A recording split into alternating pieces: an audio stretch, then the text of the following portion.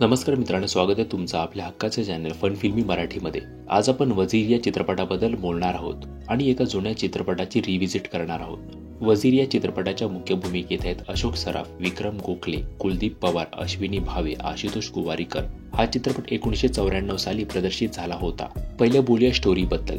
हा एक राजकीय वैचारिक चित्रपट आहे। राज्याचे मुख्यमंत्री जर वाईट, अशिक्षित, वैभिचारी असतील तर काय होऊ शकतं? ते मुख्यमंत्री राज्यावर आलेल्या समस्यांवर कशा रीतीने पाहतात? फक्त स्वतःचा विचार, विवाहबाह्य संबंध ही तर जणू सामान्य गोष्ट त्यांच्यासाठी। अशा मुख्यमंत्र्यांच्या हाताखाली एक पीए येतो, तो म्हणजे पुरुषोत्तम। तो कसा मुख्यमंत्र्यांना सांभाळता सांभाळता आपली पोहोच वाढवतो, अशी परिस्थिती निर्माण करतो की मुख्यमंत्री एका बाजूला राहतील आणि पीएची प्रतिमा वरचढ होईल। तर ह्या मुख्यमंत्री आणि पीए मधील वैचारिक युद्ध पाहायचं असेल तर तुम्हाला हा चित्रपट पाहावा लागेल। आता बोलूया चित्रपटाच्या काही पॉझिटिव्ह आणि निगेटिव्ह पॉइंट्स बद्दल। पहिले बोलूया पॉझिटिव्ह पॉइंट्स बद्दल। या चित्रपटात अभिनयाचे पॉवर हाऊस आहेत। अशोक सराफ आणि विक्रम गोखले यांच्या अभिनयाची जुगलबंदी आपल्याला पाहायला मिळते। अशोक सराफ यांचा गंभीर चेहराच घाबरवून सोडतो। अशोक सराफ यांची जी विनोदी अभिनेत्याची प्रतिमा आहे ती पूर्णपणे हा चित्रपट पुसून टाकतो।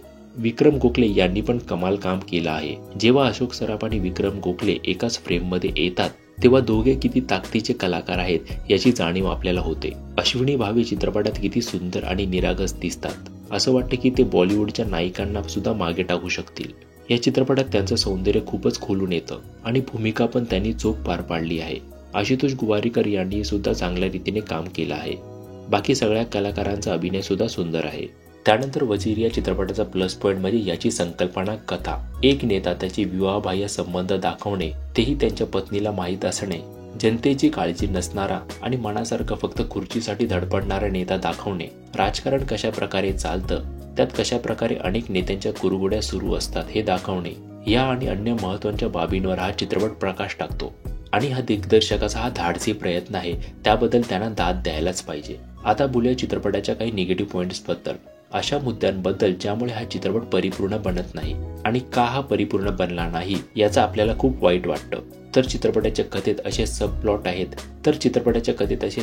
आहेत जे बघताना असं वाटतं की अरे काय चाललंय, हे कसं शक्य आहे?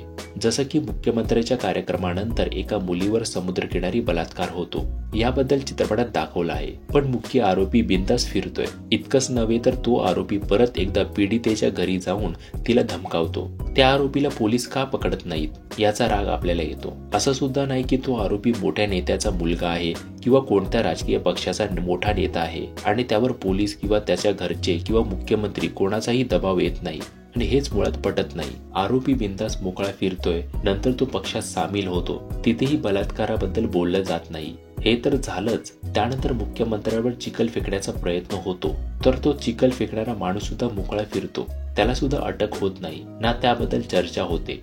काही सीन्स बघून असं वाटतं की नक्की दिग्दर्शकांना काय दाखवायचं आहे। त्यानंतर विक्रम गोखले यांच्या पात्राचा जो आलेख दाखवला आहे तो सुद्धा फिसकटल्यासारखा वाटतो। चित्रपटाच्या सुरुवातीला पुरुषोत्तम प्रामाणिक असतो, मग मुख्यमंत्र्यांना सल्ले देत देत मुख्यमंत्र्यांसारखे ते विक्षिप्त वागू लागतात आणि शेवटी अचानक त्यांचं मतपरिवर्तन होतं आणि ते बंड करतात, हेच मुळात पटत नाही। या चित्रपटात कुलदीप पवार यांच्यासारखं पात्र सुद्धा वाया घालवलं आहे असं वाटतं। जेव्हा चित्रपट सुरू होतो तेव्हा वाटतं की याची कथा धाडसी आहे, काहीतरी समाजाला आरसा दाखवण्याचा प्रयत्न होत आहे।